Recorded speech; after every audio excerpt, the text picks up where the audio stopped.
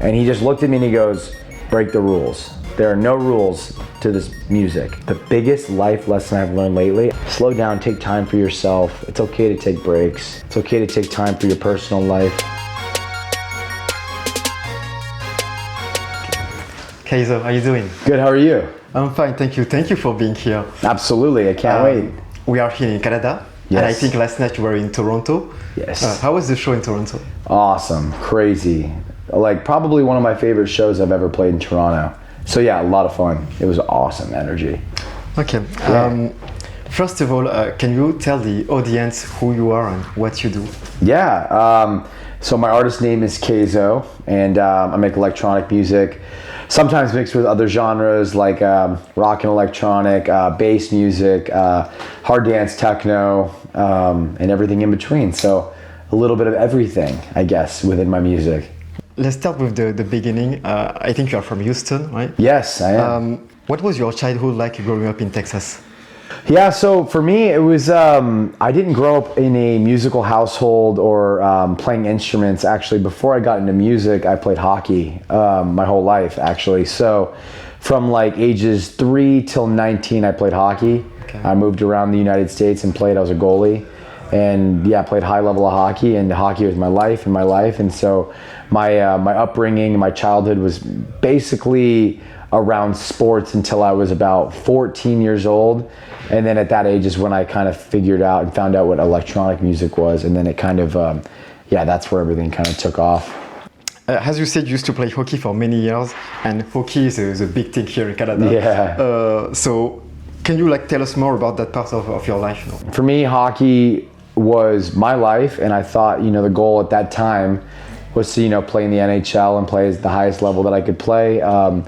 Played junior hockey. I actually lived in Canada for a little bit when I was younger. Before I got into music, I lived in BC, British Columbia, and lived in on Vancouver Island for a little bit, and I lived out here for a little bit. And yeah, I mean, that entire part of my life at this point, it's crazy. It feels like almost like a dream, you know, because there's so much time removed from the sport. But it was a huge part of my life, and it instilled a lot of like a lot of things that I brought into music, you know, the work ethic and just, you know, how I worked when I first got into music. And so without hockey, there would probably be no Kayzo. Okay. They're as much as sports and music are totally different things, they're very closely intertwined in my life, and so one does not exist without the other for me. Okay. Do you have like any special memory from that time? Any special stories? Oh, I mean, there's a lot. I mean, the cool thing about hockey in my career with that was, like I said,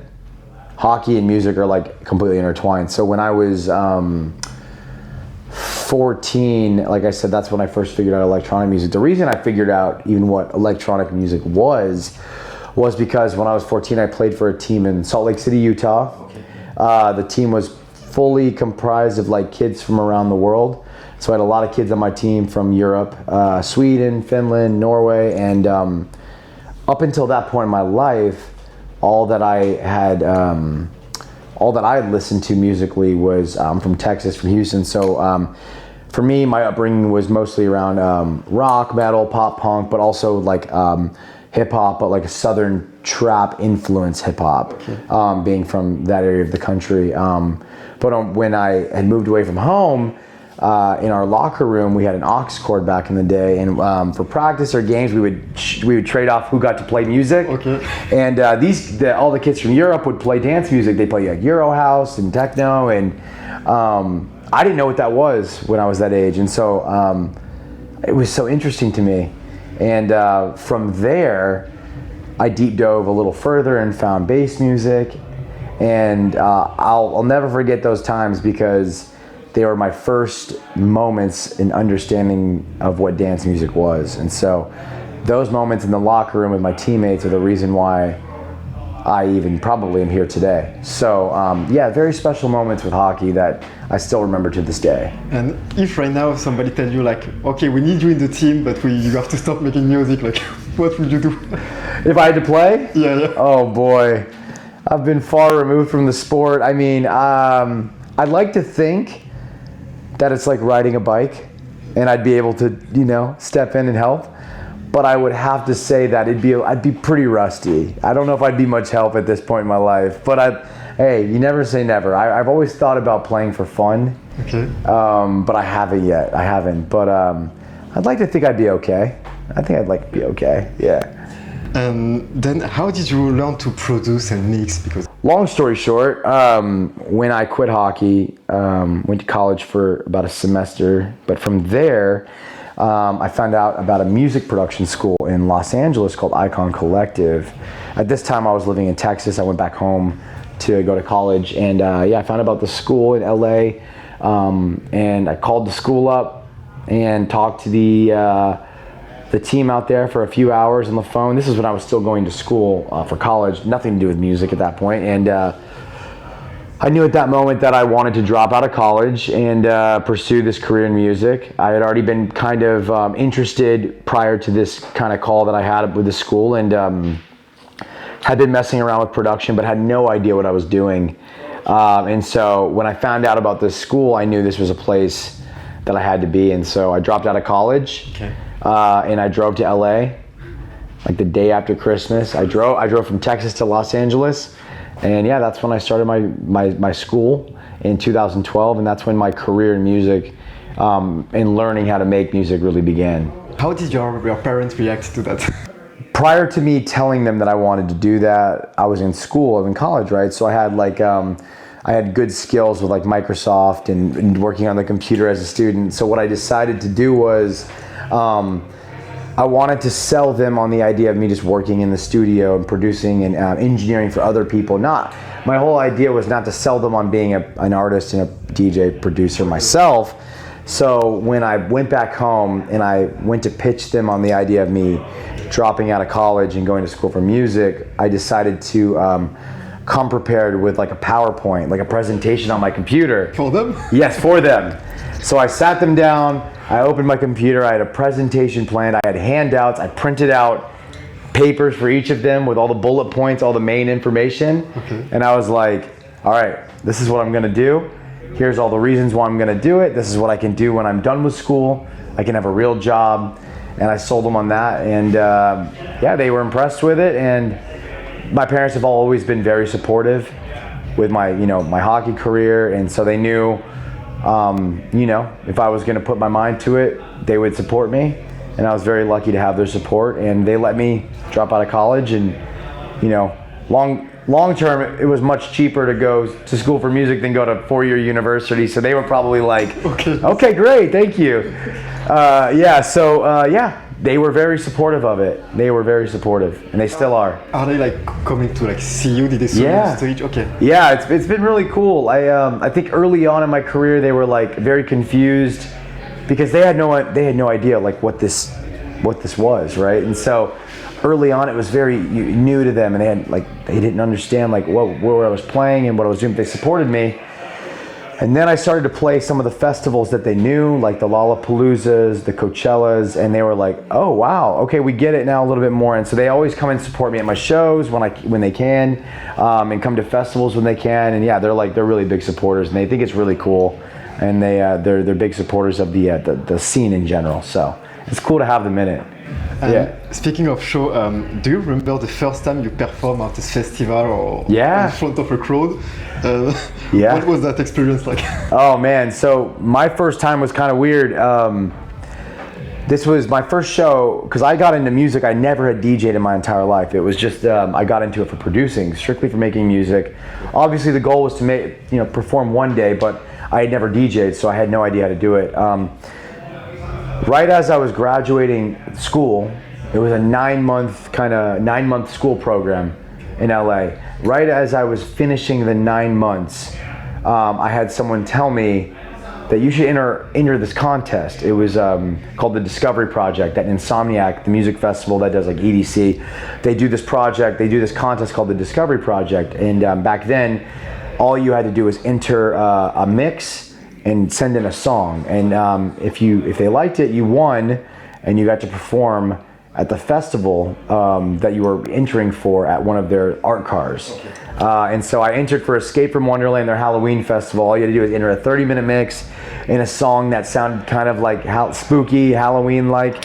I had never entered a contest in my life. I was just finishing school. I was still in school. But I thought, all right, this will be good practice. It'll be good practice for me to put a mix together. I'd never done one before. And enter a song and just be practice. And so I did it. I thought nothing of it. And then 2 weeks later, I got a call and they're like, you've won the contest. I couldn't believe it. And they're like, you're gonna play a show in like a month. And I had never DJed my entire life. And you were stressed though. I was so stressed. I was so nervous. I DJed on my computer with an APC with a controller on Ableton. And that was the first show I ever played in my entire life. And it was for probably, I don't know, 10 people that came in. It was at the festival, but it was my very first time ever performing, and it was really important to me because I was just finishing school, and I was at this point where I was like going into the real world, and I didn't know. It was a very reassuring moment in my career that, okay, maybe this can work out. Like, okay, cool, I won this contest.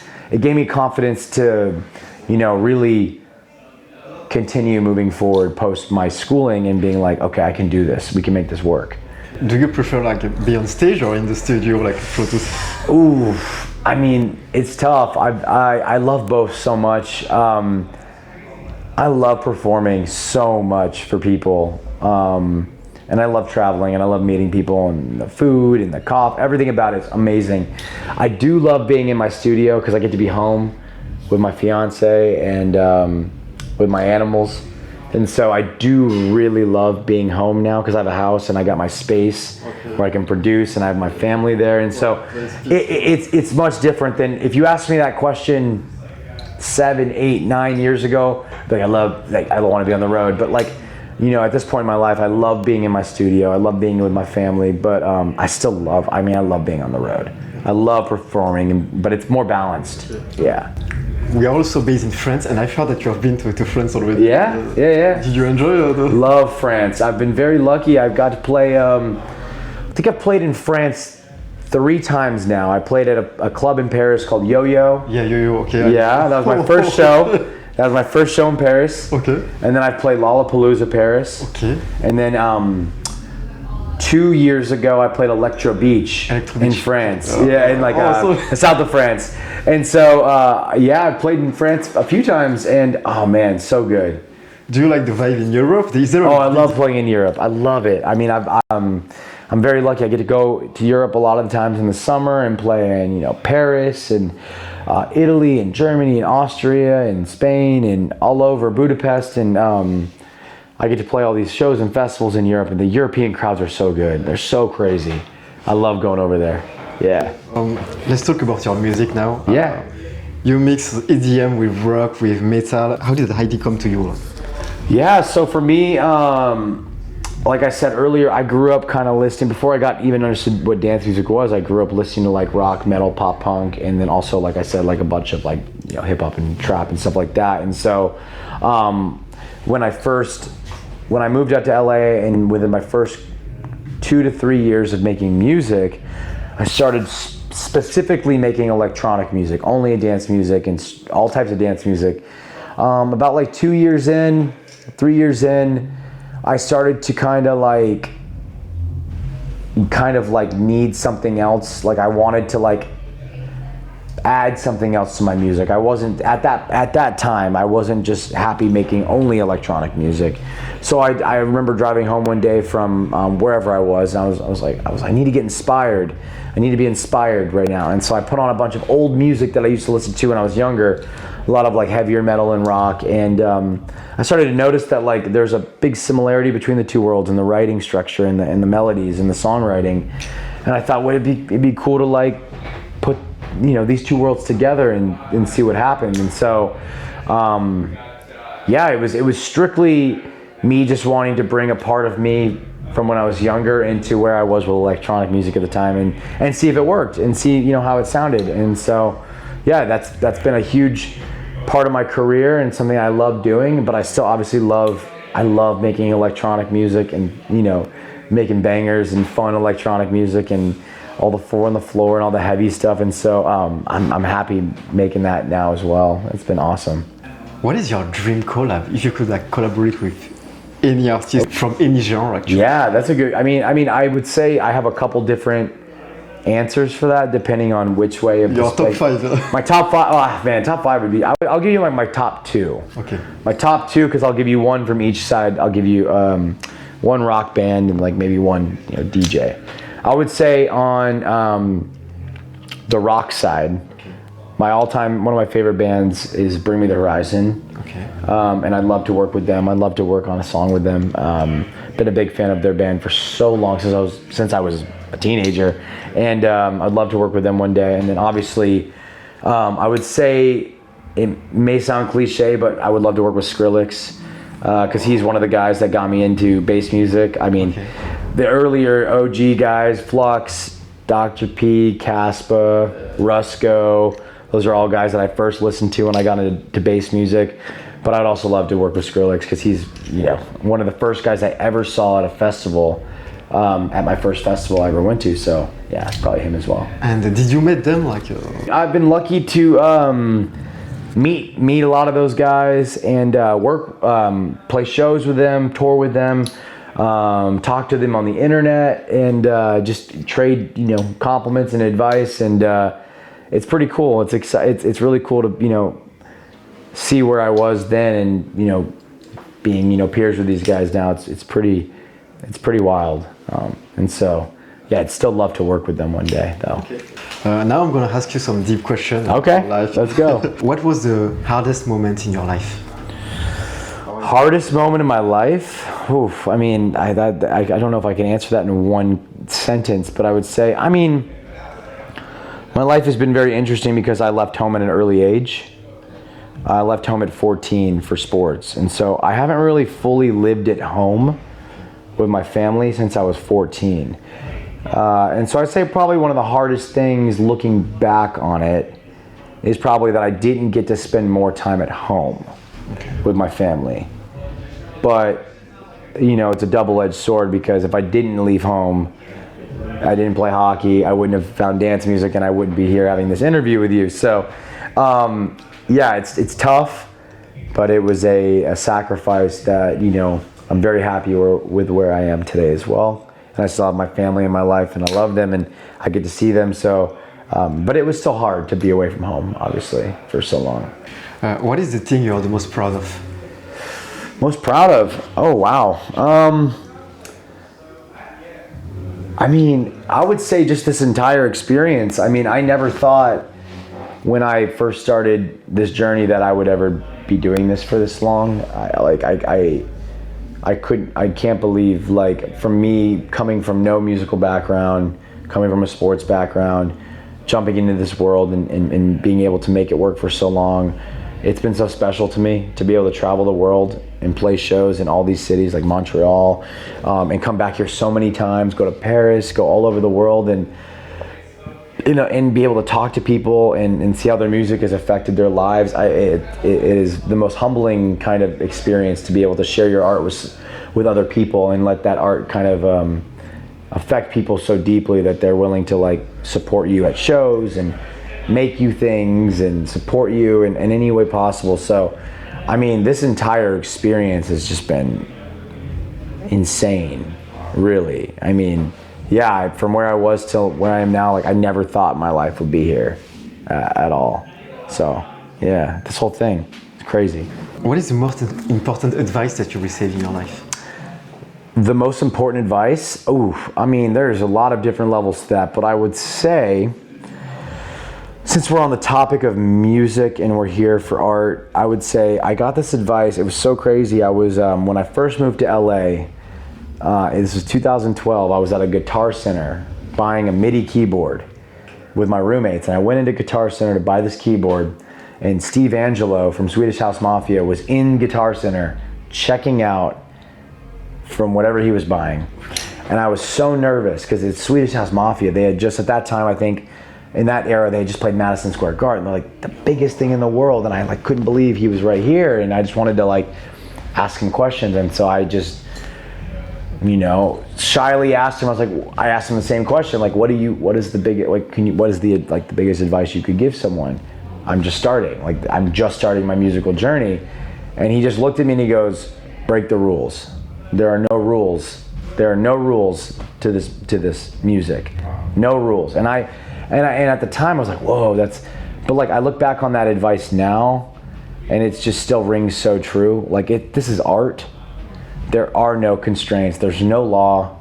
You can do anything with art, anything with music. And I think that's the most important thing that I try to tell people when they ask me that question is, what's the biggest piece of advice? I try to pass that advice down because that advice meant so much to me when I got it, because it gave me the confidence to just not make one sound, but try new things, try experimenting, because there really is no reason why not to.